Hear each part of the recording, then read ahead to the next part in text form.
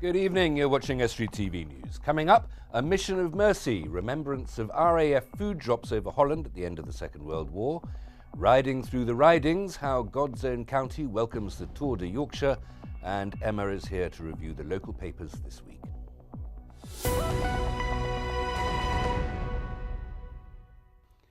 Welcome to Estuary TV News. I'm Hugh Richards. First of all, it's over to Emma Lingard for the news headlines. Hello. Cleethorpes Pier is to create 50 jobs on the South Bank. The pier's owner, Simon Huxford, says the renovations to turn the pier into a restaurant and conference facility are going well. Several of the posts will involve working alongside celebrity chef Nigel Smith, and Simon told us what the role involves. He will be responsible for the main menu designs, and they'll be responsible for ensuring that all the training of front of house, back of house is undertaken, that the standards are set, maintained, and hopefully he's in it for a long time with us. Grimsby's Longitude Wood is one step closer to winning an award. The wood, which was planted by volunteers from the John Harrison Foundation back in November, received a visit last month by judges from the Lincolnshire Environmental Awards and has been selected as one of the 3 finalists for the community category. The winners of the awards will be revealed at a ceremony at Lincoln's Bentley Hotel later in May. After months of training, the Red Arrows 2015 display season gets underway with a new team leader at the helm. It's the 51st season for the aerobatic team, which showcases the Royal Air Force, and the first as team leader for squadron leader David Montenegro. More than 80 displays involving precision flying are expected to be performed across the country and overseas between now and the end of September. Drop-in sessions for cancer patients in Grimsby are being held. The weekly sessions are for those who have been recently or previously diagnosed with upper gastrointestinal cancers. It will involve giving additional support and advice. Appointments are not necessary and they begin on the 7th of May at Centre 4 in the town. And over the bank holiday, people are being reminded to look after themselves if they become ill before dialing NHS 111. It comes from the North Lincolnshire Clinical Commissioning Group. Amateur artists are taking to the limelight at Grimsby Minster over the bank holiday. The North East Lincolnshire Art Society is holding an exhibition lasting 2 weeks where the works will be for sale. The president of the North East Lincolnshire Art Society says it's a chance for amateur artists to gain exposure. It's an opportunity to display what you're able to do. There are all sorts of media, oils, watercolour, abstract, everything that you can think of, pencil, pastel, and it's just a great opportunity to be able to put your best works forward and let people see them. A small team of people will be visiting Holland this weekend from the village of Kirmington in North Lincolnshire. The trip is to commemorate and reflect on 70 years since the RAF Kirmington food drops over the Netherlands at the end of the Second World War. Richard Morris reports. Today, 30 people will be leaving the small village of Kirmington in Lincolnshire to travel to Holland to officially twin Kirmington and Terwillegar together, the town which was helped so much by the food drop operation at the end of the Second World War. According to organisers, it's so important that these events from history are not forgotten. It's one of these things that are forgotten. Like a lot of things are forgotten what happened during the war, and especially right at the end of the war when it's within about 2 weeks of the end of the war in Germany. Everybody thinks that Lancasters was just sitting on the tarmac and doing absolutely nothing. But obviously what happened, we weren't aware that the Germans were actually starving the Dutch. King George VI was contacted by Dutch royal family to see whether anything could be done. He obviously got on to Churchill. Churchill obviously got on to the Royal Air Force. And the gentleman that was actually tasked with it, Air Commodore Geddes, was told to sort it out. So he actually went over there to discuss it with the Germans. The Germans were umming and ahhing, and he says, I'm not asking you, I'm telling you there's going to be a truce. And we are going to fly whether you say yes or whether we don't. Bert Wellman is a Dutchman who has lived in the village since 1967. He said people from all over are taking part. I believe that also from various parts of Lincolnshire there are similar groups. And I presume that since the commemorative situation will be held in Sparta Stadium, which is a big football club, that there will be a few thousand people altogether attending this. As well as the main event on Saturday, while the group are there, it makes sense to do a little more sightseeing in their itinerary. The villagers have decided, a group of them, about 30, to fly out on Friday morning to be present at the commemoration on the Saturday. And we want to use the opportunity to visit, for instance, the famous Keukenhof in Holland, the famous flower bulbs, of which I'm very proud, being Dutch. Then we're being treated by the people of Estuary who we are going to twin with. The village of Kermington will be twinned with Estuary, and they will treat us to a fantastic meal, and on the Sunday they will also take us out on the trip in Rotterdam on the harbour, and also to the War Museum, and commemorating again the great effort of the 166 Squadron. You're watching Estuary TV News. A little later, we'll be pursuing the schedule of the first citizen of Beverley in Where's the Mayor, and Dan Kemp will be back to bring you all the sports news.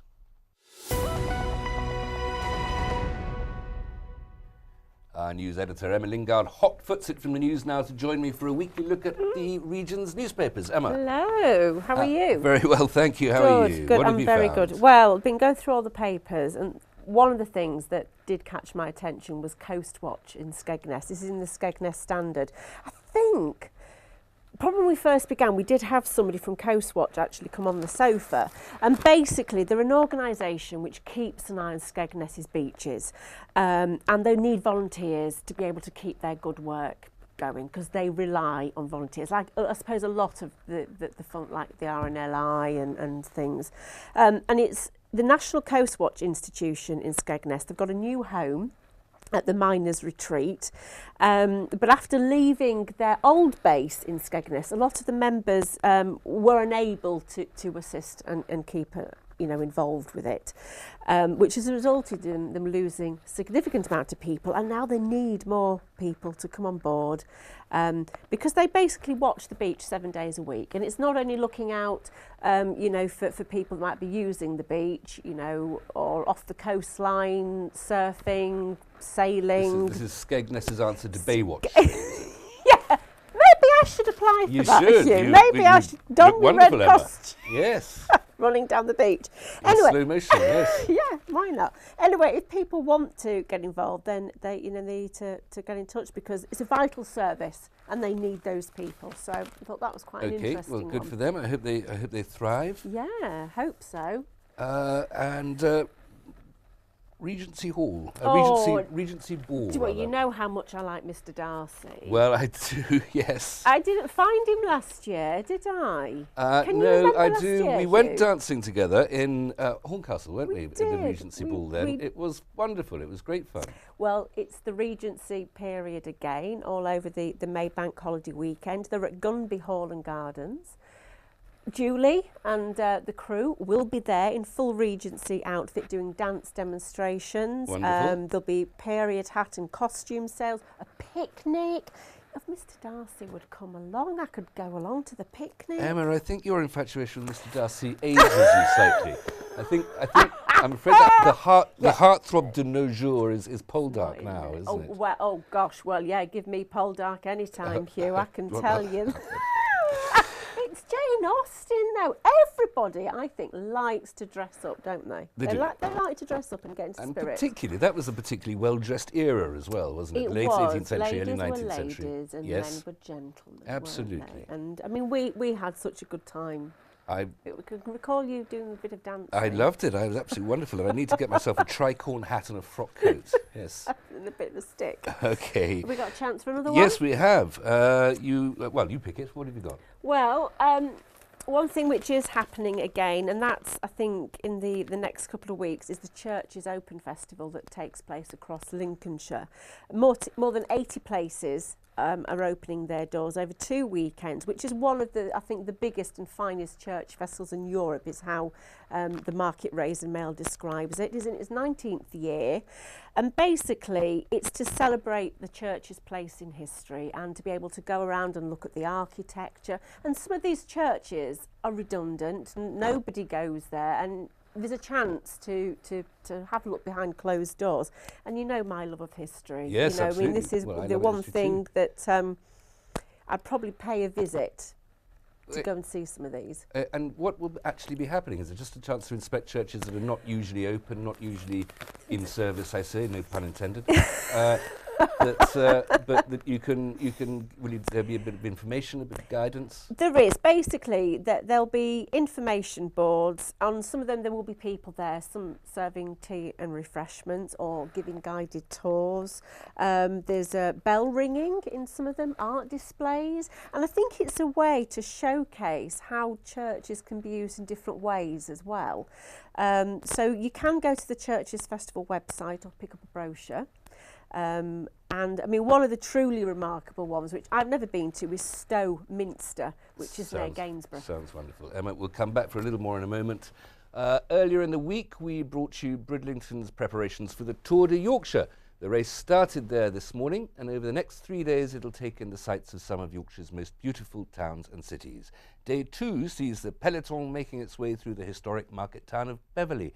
And Dan Kemp went along to one local business to see how it's getting ready to welcome almost 200 riders from all over the world. You get to see Sir Bradley Wiggins and other famous cyclists, but the Tour de Yorkshire, like the Tour de France, means a lot more than just that. It'll be a huge boost to local businesses, and Gary Verity, Chief Executive of Welcome to Yorkshire, thinks it'll be a much welcome shot in the arm for the East Riding's economy. I think for the economy in the East Riding, the Tour de Yorkshire is extremely important. If you look at the effect that the Tour de France had on Yorkshire's economy, but particularly the places that the Tour de France visited last year, although this won't be the Tour de France, it will still be significant, and it might be between a third and a half as much of an impact as the Tour de France had. So for those places in the East Riding that's getting the Tour de Yorkshire, this is a big thing. Beer in a bottle has been on Ladygate in the town of Beverley for around 9 months, and Patrick Gladstone, the company's owner, has decided to bring in a new line of products that are proving popular. Well, these, some of them are from local breweries, some are actually from breweries a bit further afield. We source beers from all over the place, but these in particular, the cycling themed beers, obviously with the Tour de Yorkshire coming through, brewers are doing special beers for the occasion, so we're stocking them because they're very popular. We found last year when we opened, there was actually a leg of the Tour de France came in Yorkshire, and that brought a lot of cyclists to the area, and there was a sudden spurt in people buying all these cycling themed beers, and I didn't realise why at first, but also a cycling cafe had opened in Beverley as well, and once or two tied together, they were selling very, very quickly. And the economic benefits look to be wide-ranging. Gary Verity is confident that the big names taking part will help drive more crowds along the route, and therefore give a big boost to companies like Patrick's. Having the big teams as well, Yam Cycling, BMC Cycling, Eurosport, Giant Alpecin, Team Sky, Team Wiggins. This is really important for us because it not only means that we've got a top quality sporting event, but it will attract the crowd. So a lot of people will want to come out and salute Sir Bradley Wiggins. This will be the opportunity to see a bit of history in the making and to support a great British, not just cycling icon, but a great British sporting icon.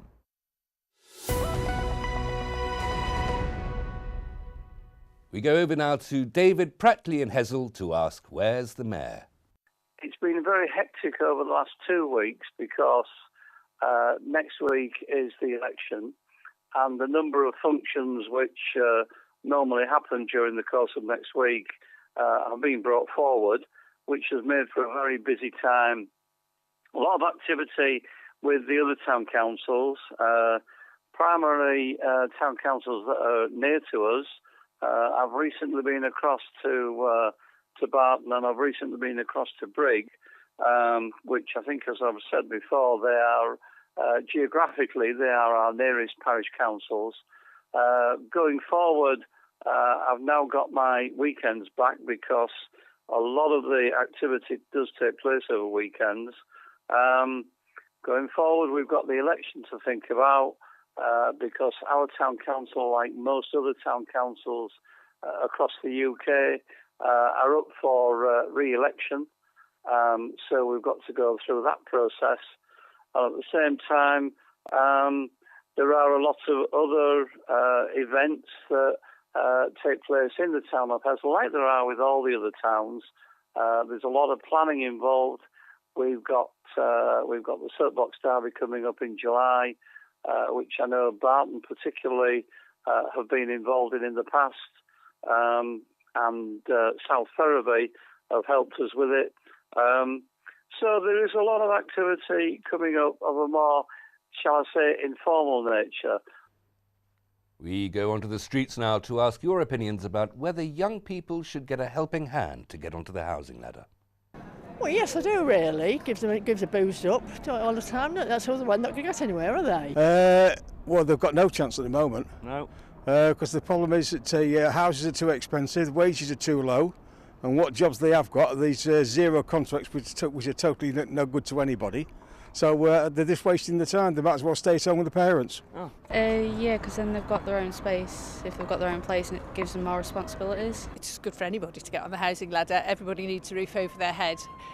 It's hard to get young people on the housing ladder if we're talking buying, but as many as people, I think as many as people as possible ought to be on it, because often renting costs as much as buying, and you've got nothing to show for it at the end of it. At the moment we're stuck in a jam because nobody is buying cheap property at the bottom of the ladder, and as a consequence there's no movement up it.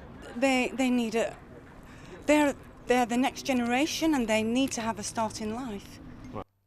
Emma's still with me for some more of the local papers this week. Emma, yes. you're feeling loved up. I am feeling loved up, Hugh, because it's the start of May. Traditionally, May Day is the time when the Beltane fires, driving the oxen through the fire, but also it's when traditionally women would look for their true love. Ah, well. You see, and there's quite a few love stories in the paper, so I thought that tied in quite nicely with May Day. The sap is rising and a young man's fancy turns to thoughts of love, yes. Exactly, you know where I'm coming from here. But we're going to start off with courting coots. Courting coots, okay. Yeah. East Park in Hull, there's something called a splash boat, which it seems all the families in Hull like to go on, and it's not happening at the minute because a family of coots has made a large nest, so they can't get the boat operational. In the boat itself? The coots? No, they're not actually in the boat themselves. They've nested at the far end of the pool, you know, within the vicinity of it, so they can't disturb them. Now, coots are very territorial as well, it seems, and they'll swim menacingly towards intruders. And you just think, well, wow, you know, once again, nature has halted something, hasn't it? So they're hoping that once the coot, you know, has had their baby chicks and they've moved on, that they come. But there's a picture of the nest, Hugh. Right. And they're made out of big. Well, they're not very twigs, big birds, but that's an absolutely massive nest, exactly, isn't it? Exactly, and that's why they can't do anything. Coots are the black ones with a little white mark on their heads, That's it, and moorhens, and I always remember this, moorhens have a red beak, so arf in moorhen. That's how I remember that. Very well, oh, okay. Yeah, and then like being with David Attenborough. Better looking, I hope. Well, absolutely, much better looking and far younger. Driffield Times, then, going to move there. Driffield couple in their 80s, about to tie the knot. They've lived alone after their partners have passed away, and they fell in love after getting to know each other while they were neighbours in the same set of courts, which I thought was lovely, because it wasn't love at first sight, but they've been sitting on their own and they thought, why not join up? Right. Right. Is this for reasons of tax efficiency, or is there a true romance here? Hugh, no, they met each other and they thought, we have a connection. They've been gazing across a crowded court at each other for all these years, Yeah, and they finally tied the knot. Well, they have. Well, they're doing it because they're doing it as the cyclists go past the church, because they're up there in Driffield as part of the Tour de Yorkshire. Very good. And the other one that I've got is in Grimsby, a Grimsby couple, Dave and Beverly Halliwell, tied the knot. The first ever wedding service held at a care home. Right. Dave is in there being cared for because he has a life-limiting illness, and he wed his sweetheart. Lovely. That is lovely. It's a first for the care home. It's very important, and of course now you can get married in all sorts of places. Yes, it's not just the traditional places. Yeah, you can get married as pretty much where you like, can't you? Just very quickly, there's a sewing story. It's extremely fast.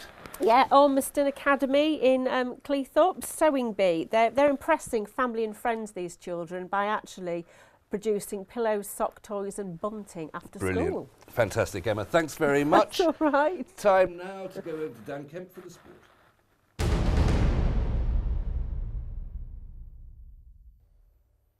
Grimsby Town have 1 foot in the conference playoff final.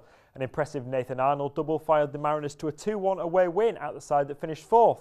Away goals play a part in deciding the winners of the playoffs on aggregate, so Town could afford to lose by 1-0 at home on Sunday in the second leg to qualify for the end-of-season showpiece. This bank holiday Monday, Hull City face Arsenal at the KC Stadium, full of confidence after back-to-back wins and clean sheets under their belt. Steve Bruce is boosted by the return of David Mailer from suspension and may also have one of the season's key men make a surprise return. And you can hear from Bruce on this in a moment.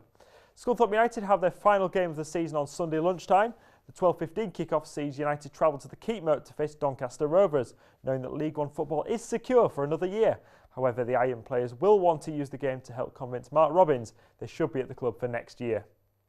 Back at Hull City, and striker Nikita Jelavic has returned to training following knee surgery. Steve Bruce had previously said he didn't expect the Croatian forward to be considered for a return until the final few games of the season, but Bruce is going to keep an eye on Jelavic over the weekend. The army trains for a couple of days and unfortunately at the minute it's still not 100% right.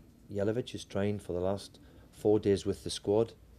We'll see how he is over the next 3 training sessions, which we know are important. I said last Friday, with the army in the team, we picked up 25 points, which was quite remarkable. So you can see how important the striker is to us. So him coming back in, we'll see how he is. I'll give everybody a lift. Friday night in Super League, Hull KR face Wigan Warriors at the DW Stadium, with the hosts having a 100% winning home record so far from their 6 games. However, Chris Chester's Chargers did win 22-20 at the KC Lightstream Stadium back in April. Elsewhere, Hull FC are boosted by the return of Richard Whiting, and Bobby Tyson Wilson could also come into contention as they face Salford.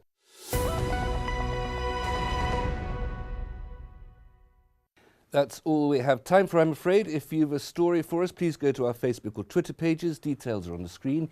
Email news@estuary.tv or phone Grimsby 31553. Hope you have an absolutely lovely long weekend, or are having one. Thank you very much, Emma, and let's hope that this really is the beginning of summer. Until next week, good evening.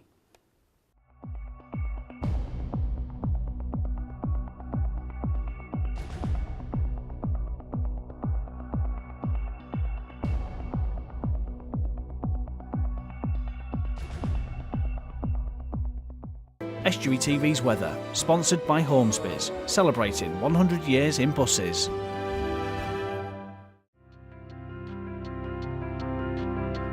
Hello and welcome to Estuary TV's weather. It's going to be dry with sunny spells at first on Saturday, although turning increasingly cloudy through the day, with outbreaks of rain arriving from the southwest through the evening and a southeasterly breeze picking up. Maximum temperature 10 degrees. Sunday is looking cloudy with rain, turning heavy at times.